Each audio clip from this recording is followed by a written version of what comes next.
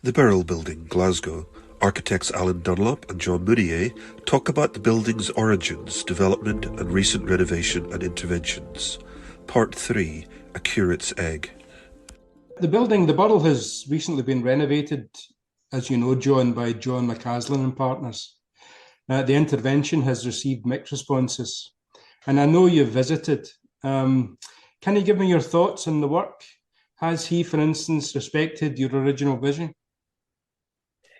Well, I think there's very mixed feelings. I think in some ways he has. I think the so-called walk in the woods that I was just talking about has hardly changed.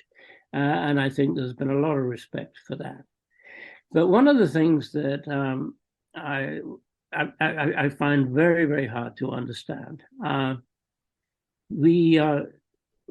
of the brief, and a very important part of the brief that I haven't mentioned yet, was something that many museums have, which is a major lecture theatre and a room for changing exhibits. And the idea being that a museum should be a place that people would go to hear and see presentations or discussions about the work in the collection and its context in the larger world, and also an opportunity to see introduced into a relatively static collection, a dynamic series of exhibits.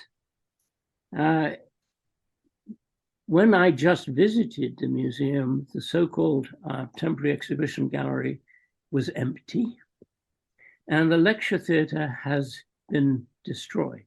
I don't know how the museum is supposed to function now. I don't know how any museum can function without a decent lecture theatre in the heart of it. It's been replaced by an open amphitheatre, and as a lecturer, I know it'd be very, very difficult to teach or lecture in that open amphitheatre down below.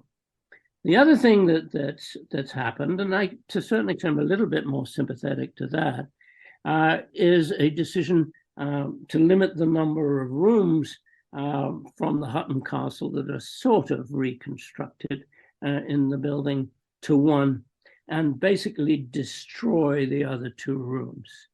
The reason I'm slightly sympathetic is because I think they did pose a challenge to the keeper and the curators, because the objects in the rooms are still beautiful objects, and you expect to see them under museum conditions, and you can't when they're simply dotted around in a room.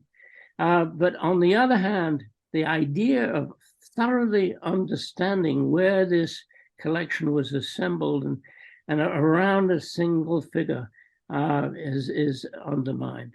And then the last thing, I think, which is really happily, I think, beginning to resolve itself, there was a decision to make a new entrance. As I did manage to persuade McCaslin to leave the original entrance open, and it was interesting to go back and find that that's where the majority of people still entered the museum. But on the whole, I think that the changes, and incidentally, I mentioned the Winter Garden, which now looks like an empty railway station waiting room.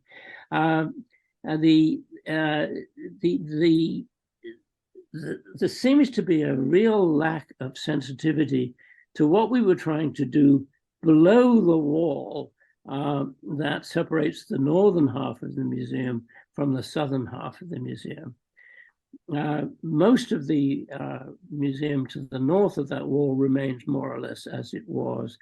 Most of the museum south of that wall has been changed, and I think not for the better. I'm interested in some of the PR that's come out since the opening of the intervention or the renovation, and the client, Glasgow Life, saying it was needed because the Burrell had become a failing building.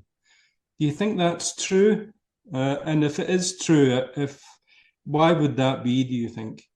Well, I think there are two dimensions to what that word failing might mean. One is that the building leaked.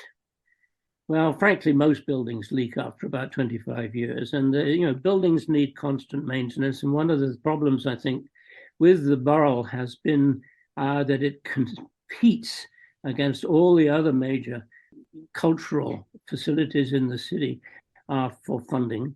It doesn't charge entry, which sounds like a wonderful idea, but it means that it has no income of its own. So the building suffered from benign neglect from a physical point of view. And I think the other reason is what I've mentioned. For some reason or other, the lecture theatre and the exhibition gallery were not used as ways to attract people back to the museum. There's a danger with museums that people can say, well, I've been there, I saw that, it was very nice. I don't really need to go. Maybe I'll take some visitors there, but there's no reason really for me to go back. You have to have a set of programs and exhibits that will draw people back to the museum. And it seems to me that that didn't happen.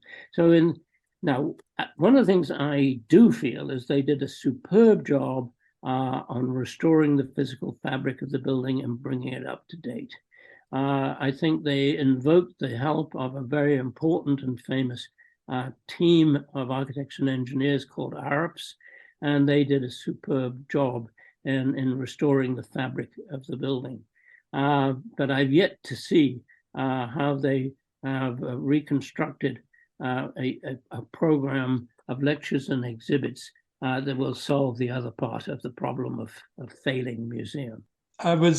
You're talking about the lecture hall. I've been lucky enough to be invited twice to lecture at the lecture hall, and I was very proud to do so. I always recognized it was a very, very special place to present your work, and therefore it was kind of bizarre for me that should go and it should be included, something different, a kind of stepped opening into the thing. I thought that was a bizarre thing to have done.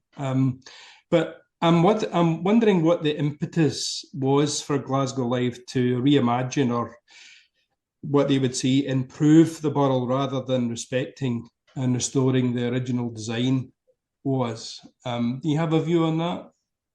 I can only speculate on this, but I think, as you know, restoring and renovating the Burrell was extremely expensive. I think it cost about £66 million or something. And I think there was a political reason to find good reasons for spending that kind of money. And one of them was to say that the building needed that kind of expenditure to be an up-to-date building. And so they went to the citizens of Glasgow and asked their opinion. And one of the things that I don't think most people really understand is that the vast majority of the collection in any museum throughout the world is in storage. The cream of the collection tends to be out in the exhibition galleries. And then every now and again, you'll bring out other things that relate to a particular part of the cream of the collection to elaborate the importance of, say, fabrics or bronzes or stained glass or whatever it was. One of the things that they heard from the citizens of Glasgow is, why can't we see more of the collection? And so they had to see if they could find a way to say, well, we've now brought out into the open much more of the collection than we saw before. And that was the reason to open up the storage. I don't know that it's made a huge amount of difference to the museum itself. And then the rooms did, as I say, pose a problem. Some of the rooms you couldn't even go into. You could walk in the door and then stand just inside the door and look into the room.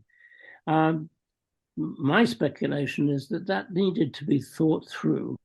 I visited many, many National Trust buildings, and you walk through the rooms and the objects are in the logical place in the rooms. And I think we could have learned a lot from the National Trust. The issue of the entry, I think some people are very unsympathetic to the notion that when you enter a building, you need to have a little time to quieten your spirits down. You also need to go to the bathroom, you need to get rid of a coat, you need to get a catalogue, and so on. But then they had no patience for the very gentle process of entering that finally explodes into this magnificent space on the north of the museum. And they wanted something much quicker than that. They nearly got it with this new entrance that opens into a rather grand gift shop. But I hope that's going to settle down into the original condition. I know through meeting you at the Burrell, John, and walking around with you, and we discussed the collection and the artifacts, I was always very impressed, that I was very impressed by your knowledge of how you exhibit and how you light artifacts and what works and what doesn't work. And I'd be interested to find out a bit more about what you thought about some of the interventions, some of the new work in the new renovation. For instance, something that irritates frankly the heck out of me is the emphasis on digitized displays, which for me seem to be a complete distraction rather than something that helps you understand, the artifact or the object in display. Do you have an opinion on that? Can you say a bit more about that? Yes, I have. And one of the things, I published a report after visiting the museum a couple of months ago. And in that report, I recognized that one of the things that people who are responsible for urban museums need to take into account is that a lot of school children go to museums, and they need to be helped to understand the exhibit. And I think what's happened is that there is a dumbing down of the information. I've been to some places where they handle this much, much better. And on the whole, it's done orally rather than visually. You get earphones, and there are earphone programs specifically for school children, and there are earphone programs for the more sophisticated visitor. But one of the huge problems, and I note this in my report, is this emphasis on information technology has brought flickering screens, brightly lit from within, into the middle of parts of the exhibit where the light level must necessarily be quite low. And you walk into some of these galleries where these beautiful carpets and these beautiful tapestries are displayed, and the first thing you see is an information technology screen as light as the television set in your room at home, dominating the visual field instead of the beautiful carpet or tapestry that you should be looking at. That really needs to be thought about again, because it's just not working. I wanted to ask you, John, about what you think about the future for the building. I had then mentioned earlier on that it's category A listed, one of Scotland's most important buildings, and considered by Historic Environment Scotland to be of special historic and architectural interest and historic interest. I'm just wondering if any of the intervention and the reworking has compromised that at all, in your view, if you'd like to say something about it. As I think I made clear, I think all three of those interventions really imperil the justification of keeping Class A listing. I think the loss of 2 of the 3 rooms and the radical change of one of those rooms so that it no longer relates visually to the Winter Garden courtyard, that's pretty disastrous.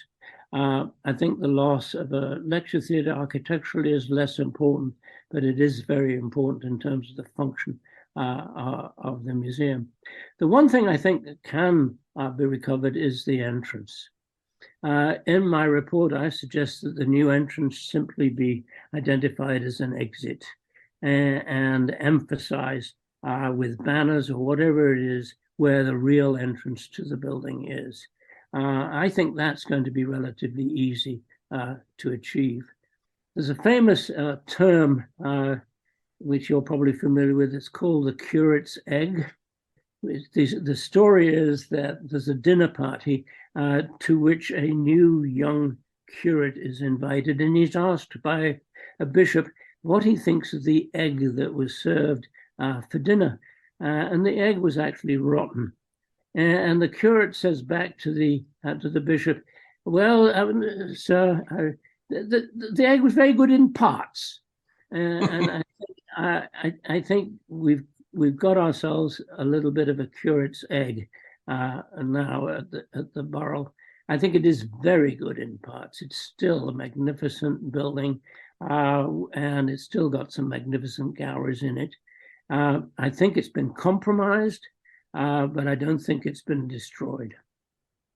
Wonderful, John. But I'd just like to ask you, we've discussed a lot about the competition, the meeting with Barry and working with Brit, and the development of the project and the competition itself, and the various influences and what you think about the intervention. Is there anything else you'd like to include or say that we hadn't had the chance to talk about? Well, as I said, Barry and I had been partners for nearly 10 years before the Burrell. And I went to Cambridge in 62, and the Burrell competition was declared in 72.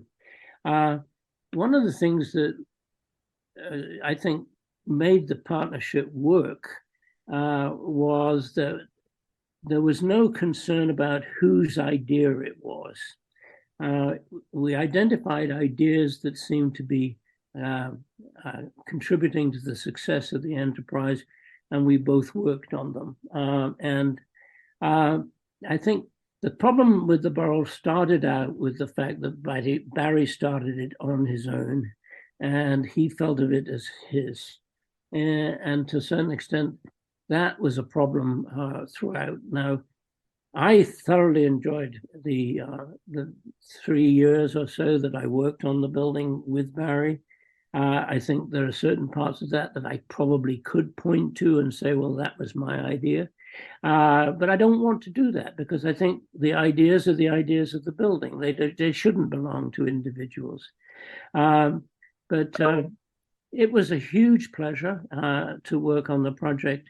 And it is only to a certain extent modified as a pleasure by the fact that my partnership with Barry did not survive. Okay, John, thank you very much. It's been an absolute pleasure, really, to talk to you about this.